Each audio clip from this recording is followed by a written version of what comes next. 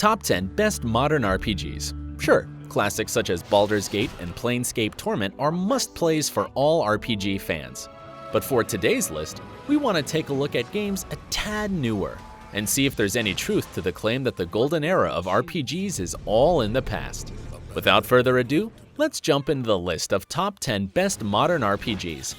Number 10, South Park, The Stick of Truth and The Fractured But Whole.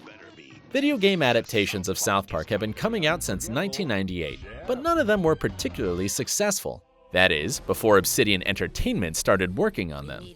Both The Stick of Truth and The Fractured But Whole are cleverly written RPGs which pay sincere homage to the cartoon.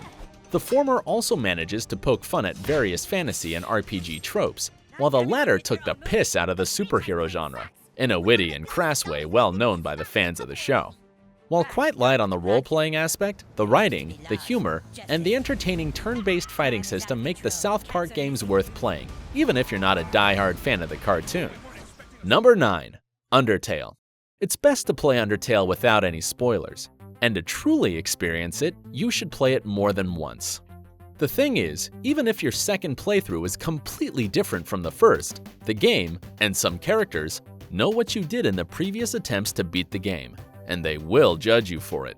The way you play, including the body count you leave behind, will greatly influence the ending of the game, making it truly worthwhile to replay the game multiple times. For a silly-looking pixel-tastic game full of skeleton jokes and boss fights that can be resolved by patting your opponent, who is a dog, it touches upon some heavy topics and makes you think really hard about your in-game choices. Number 8. Tyranny.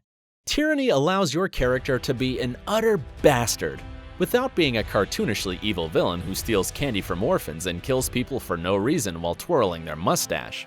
Your character, the Fatebinder, is responsible for upholding the law of the land, cruel though the law may be. Of course, you can choose to play your role in different ways. The defining characteristic of your rule can vary between cruel order, chaotic freedom, ambition, rebellion, or, in the case of the DLC, loyalty. Each of the paths comes with its risks, and you have to be clever and make calculated choices to be successful. Tyranny doesn't care if your character is morally compromised, but stupidity and chaos will be punished. Number 7. Torment, Tides of Numenera. Tides of Numenera was advertised as the spiritual successor of one of the best Western RPGs ever, Planescape Torment, and you can clearly see the inspiration, even if the game uses a completely different setting due to some licensing issues. The futuristic world of Numenera is millions of years removed from the current Earth, and while the society of the Ninth World is basically medieval, the world around is full of artifacts of the previous eras, technologies so advanced they might as well be magic, and are treated as such by the people. Full of philosophical questions, and not necessarily full of answers to those questions, Tides of Numenera has been criticized by some for being too wordy or basically a book due to a large amount of text you have to get through. We'll let you decide for yourself whether or not you consider that to be a flaw. Number 6. Nier Automata. If you enjoy stories about androids living in a post-apocalyptic world, then Nier Automata is just the game for you. The plot of the game is quite complex, and in order to fully experience it and witness all of the multiple possible endings, you have to play the game multiple times. Though each subsequent playthrough comes with a new quirk to make it not so repetitive.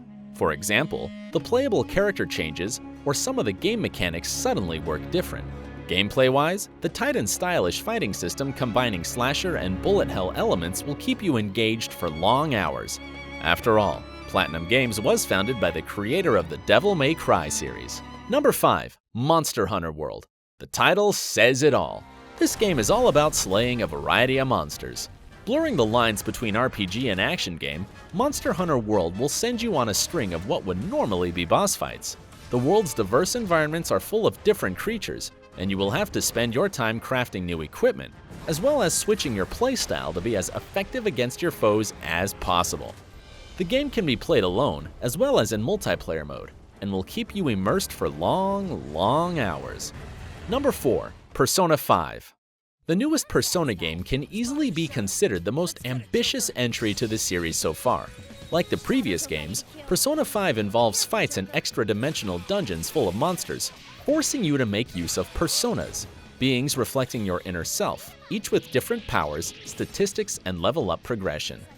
Whenever you're not visiting another dimension crawling with demons, you are a typical high school student, and what you choose to do with your free time is crucial. You can spend time socializing with your friends, which unlocks not only plot elements, but also additional powers for your character or teammates. Or you can use the time to learn new skills, craft items, read books, take part in eating contests, etc. Each of those downtime activities comes with their own benefits. The trick is that time is very limited in the game, and you have to choose wisely what you will spend it on. The plot of Persona 5 is also quite ambitious, and the themes of the game include the moral consequence of forcing evil people to have a change of heart and repent, the apathy of society faced with moral decay, abusive teachers, drug cartels, corrupt politicians, and of course, teenage romance. Number 3. The Witcher 3: Wild Hunt. The Witcher 3 has been featured on a number of lists of best RPGs and best games period since day one, and for good reason. The culmination of CD Projekt Red's The Witcher series, it brings a conclusion to Geralt's story in an epic narrative, bringing together plot points from both the original books and the previous games. Apart from the incredibly well-written main plot, the game has also received much praise for the way the side quests are treated. There is no filler content such as a dozen of boring fetch quests with no story behind them other than, this character needs 10 items of that kind, bring them to him. Thanks to that, the amazing combat system and a ton of diverse enemies lurking around, the open world of The Witcher 3 is far from being a generic, kind of empty and repetitive open world, and offers tons of fun even if you decide to let the main quest wait a little. And that's not even mentioning the amazing DLCs. Number 2. Pillars of Eternity and Pillars of Eternity 2: Deadfire. Another example of a modern take on isometric RPGs, Pillars of Eternity is an incredible experience for both nostalgic fans of the good old BioWare/Black Isle games, as well as newcomers to the genre. Both games are quite story-heavy, and include a variety of companion characters with well-written personal subplots, though sadly, no romance options in the first game. While Pillars of Eternity 1 is well worth playing already, the sequel greatly improves on its foundation, adding a huge amount of gameplay and character creation options, and even further removing the world from a generic D&D-inspired fantasy land. The biggest change in the second installment is the focus on seafaring. The game takes place in the Deadfire archipelago, and in order to be able to move around, you need to own a ship, complete with a crew. This forces you to manage your resources wisely, improves the complexity of the gameplay, as well as makes the setting and plot quite unique from other fantasy games. Number 1. Divinity: The Original Sin, and Divinity: The Original Sin 2.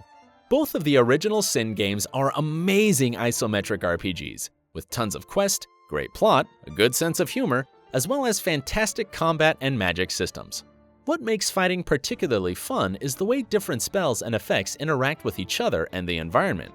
For instance, combining a toxic cloud with a fire arrow will result in a huge explosion, and casting an electricity-based spell can cause every creature standing in a pool of water to suffer from an electric shock.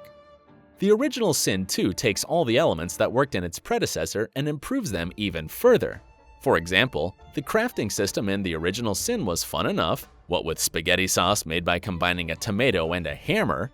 Then comes the second installment, which not only allows you to use up to 5 items in various combinations in the process of crafting, but also gives you the ability to combine existing skills and spells into new ones, creating a huge opportunity for customizing your fighting style. And thanks to the co-op mode, you can play with a friend, or with up to 3 friends in the case of the second game, either using split screen or online multiplayer. So that's it for our list. Do you agree with our choices? Or are we missing your favorite RPG of the recent years? Let us know in the comments, and don't forget to like and subscribe to our channel for a regular dose of gaming inspiration.